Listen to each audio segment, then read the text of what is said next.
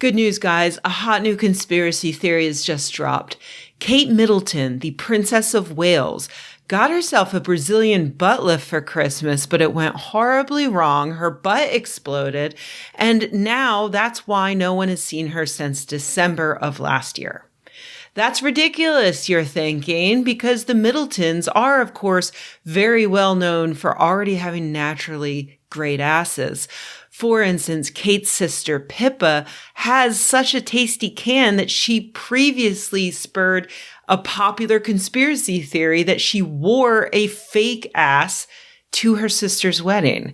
And I recently went back and looked at those photos, and I know 2014 was 10 years ago, but did we have like a completely different definition for ass back then? I mean, she looks great, but so yeah, it is a ridiculous conspiracy theory, but in all fairness, it is slightly more believable than the first iteration, which is that Kate was just straight up dead. But they had to throw that one out because it didn't hold up when some paparazzi recently snapped pictures of Kate driving around in a car with her mother.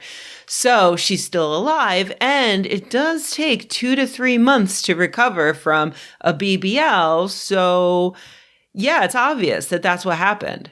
I mean, sure, the palace said that she was recovering from some generic abdominal surgery, which could also take 2 to 3 months to heal from, but where's the fun in that? And that's why I wanted to talk to you about this today. I was just reading about it in Ryan Broderick's Garbage Day newsletter.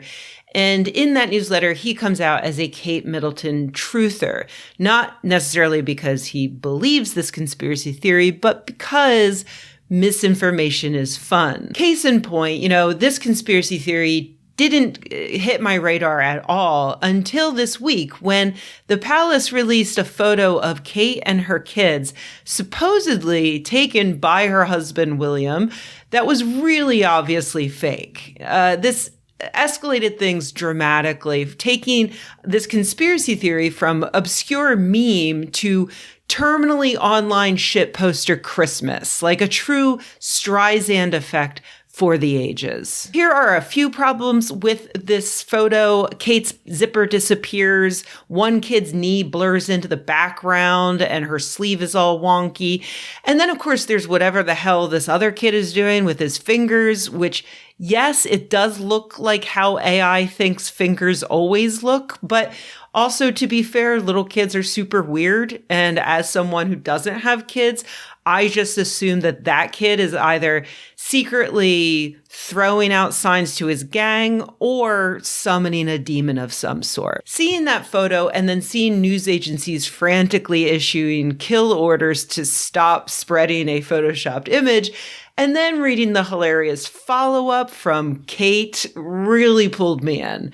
I mean, seriously, Kate following all of this up with this.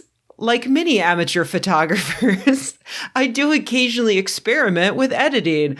I wanted to express my apologies for any confusion the family photograph we shared yesterday caused.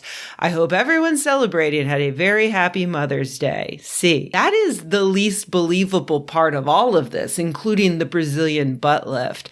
The idea that Princess Kate Middleton is spending her spare time fucking around with the stamp tool in GIMP, or even more ridiculous, signing up for an Adobe subscription, that is bonkers.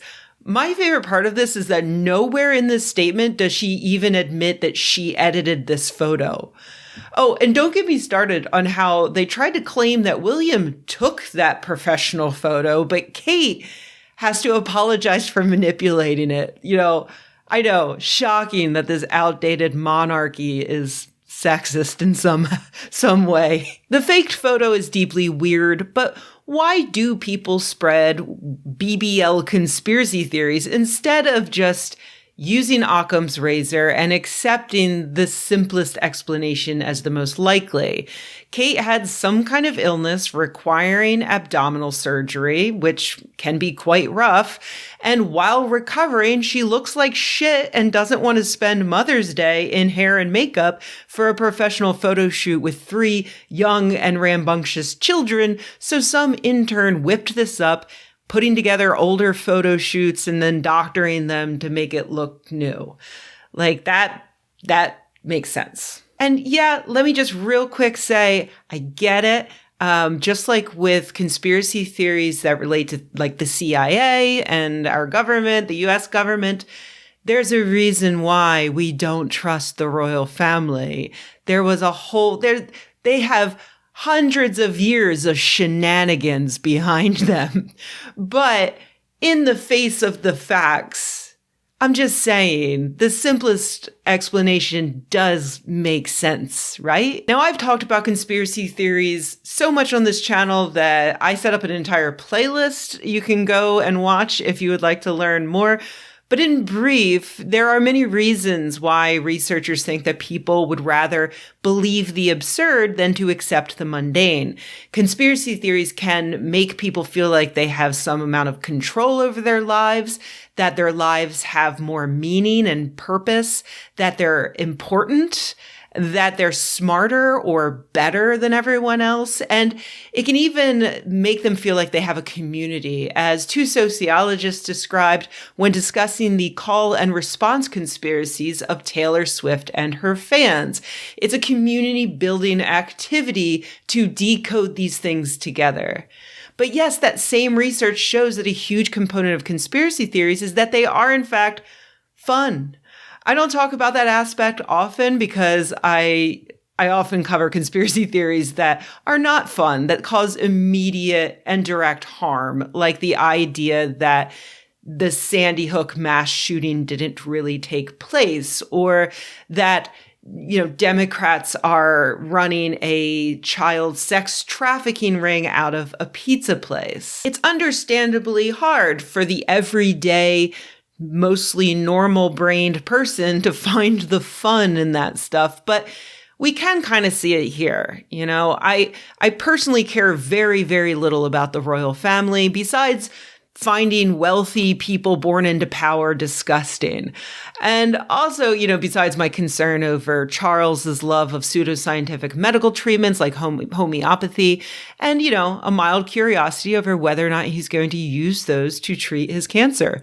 But an obviously untrue story about a wealthy person with undeserved amounts of power getting botched surgery to make her ass bigger. Yeah, I can see how that's kind of funny. Maybe a little bit sexist, but also kind of funny. Unfortunately, though, even these low-stakes conspiracy theories usually have a cost of some sort. I may find the monarchy immoral and outdated, but Kate Middleton is still a person. And it probably sucks for her to see people joking about her while she is allegedly recovering from surgery. Although, to be fair, she could probably just pay someone to make an entire fake social media network where she never sees any bad things said about her ever. So that's probably not actually that big of a deal for her. But it is 2024, and who knows where this shit can end up these days. The child sex trafficking pizza place seemed a bit funny until a guy showed up at Comet Ping Pong Pizza with an AR-15. Those who make you believe absurdities can make you commit atrocities. And by those, I also include yourself, your own silly brain. If it can make you believe absurdities, it can make you commit atrocities. So sure, enjoy the lighthearted conspiracy theories, enjoy the silly BBL memes, the idle speculation about the secret lives of the immorally wealthy. Just please don't show up at Buckingham Palace with an AR-15 demanding to see proof of life for Kate. She's fine, I assume. She's probably just going through her regular 5-year molting, and she will return to the public eye once she's consumed that final piece of her own sloughed off skin. Get well soon, Kate.